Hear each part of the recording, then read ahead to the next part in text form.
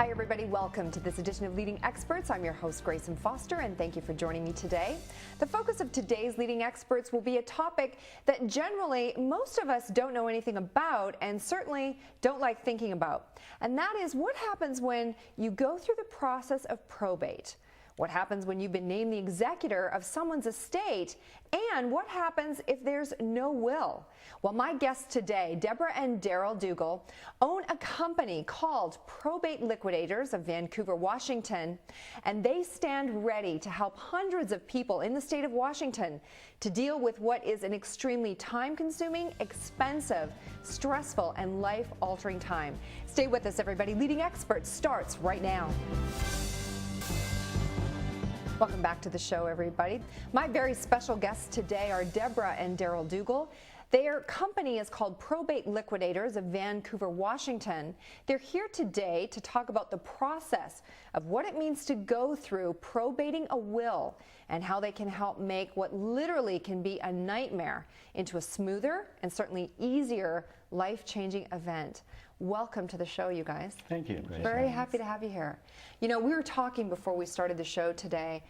Man, I am learning so much that I did not know. This is an unbelievable process. So Deborah, I want to start with you. Tell me a little bit about your background and why you decided to start this company with your husband. Actually, my background is in music, which might not seem to be such a fit. I spent several years in college getting my bachelor's and master's degrees in music therapy. Okay. And I spent years developing skills that would help people reach specific goals they had depending on any physical or mental or emotional problems.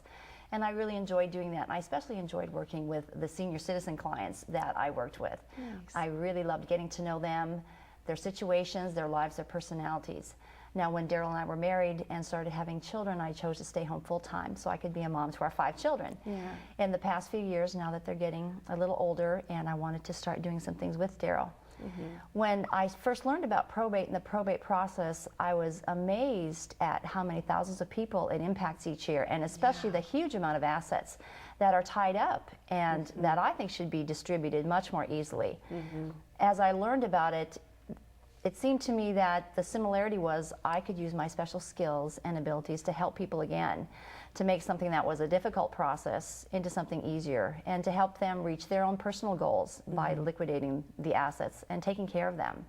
It's difficult enough to lose a close relative or a loved one. Right. It's emotionally challenging.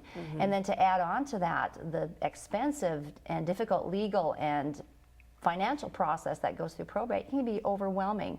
I'm hoping to help families keep those good memories and not add a bunch of bad memories due to the probate process. Exactly. All right, Daryl, I want to ask you, now you're a certified public accountant, right? Yes, I am. I want to go through your background a bit and why did you decide to, I mean, you have a full-time job, you're married, you have 5 children, and now you've decided to take this step into the probate business. Tell me about that a little bit. What prompted that?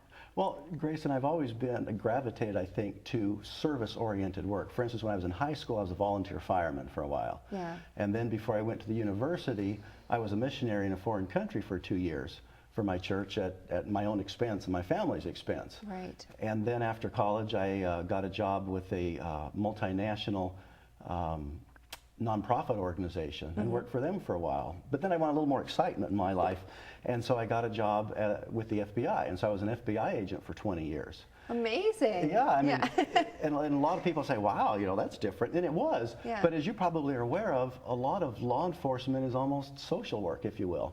And being a CPA, having been a certified public accountant for over 25 years now, my forte was white-collar crime and fraud work.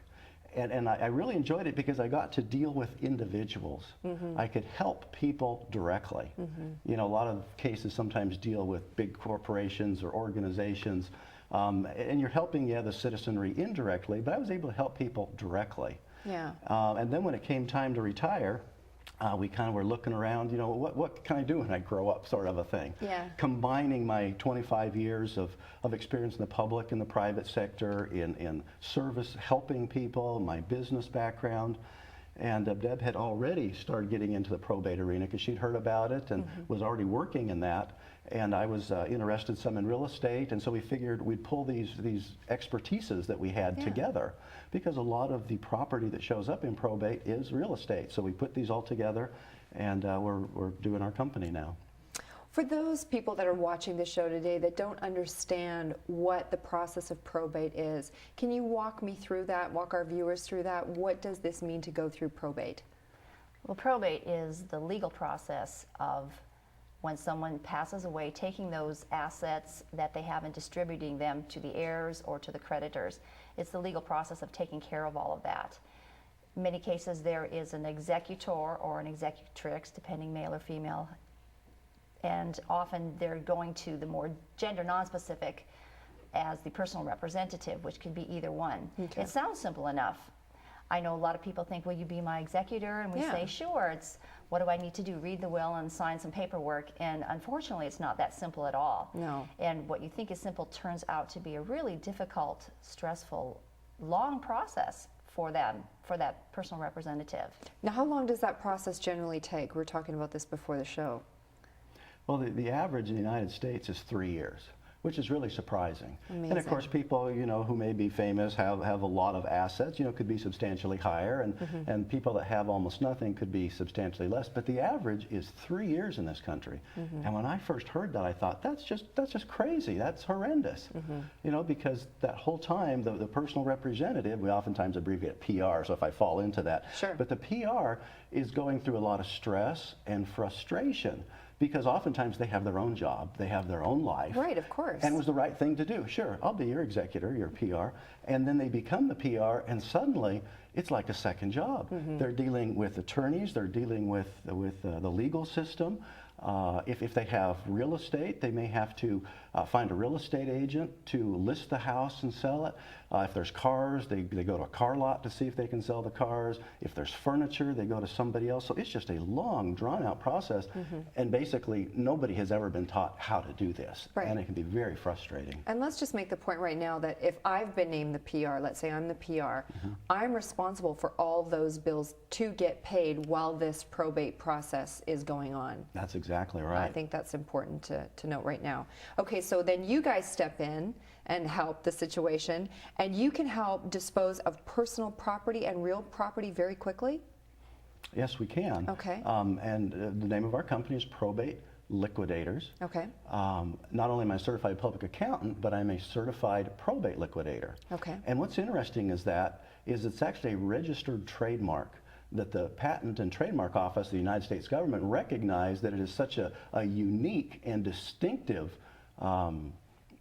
industry that they've actually granted a registered trademark for that. And so people who are probate liquidators, certified probate liquidators, have gone through extensive training, have learned how to do this, and now I actually teach other people how to do it for the entity that certifies people. But basically, to answer your question, what we do is we step in and we liquidate the assets. And so that helps the process go very fast, because we can buy houses, we can buy all the personal property that's in the house, and we're not like real estate agents. We don't list it on the multiple listing service and then let it sit there for months and months while somebody else comes to buy it. So we don't list assets, we buy them. And so the process can be taken, be handled very, very quickly. You can also dispose of things like businesses and certainly rental properties, is that correct? Yeah. Well, it definitely is. And what a lot of people don't realize is the majority of businesses in this country are actually family-owned businesses, small businesses, if you will.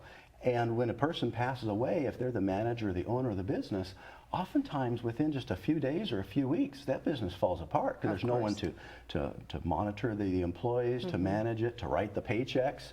And suddenly that business may have to lock the doors and shutter up the windows. Whereas we can actually come in and purchase that business right away. Then we find a manager that we can then bring in and run the business to get it back up to speed, and then we may then sell it to somebody else. The neat thing about that is somebody's worked all their life and put their blood, sweat, and tears into one of these businesses, and at least we can help keep that business, that dream, alive. You can also locate hidden assets, is that correct? That's correct. With my background as an FBI agent, you know, I learned to do that long ago, especially when I was doing white collar investigations. You know, we would have to go, now you can do it a lot online, we would have to investigate and find out where those assets are. And now I can do the same thing for regular people.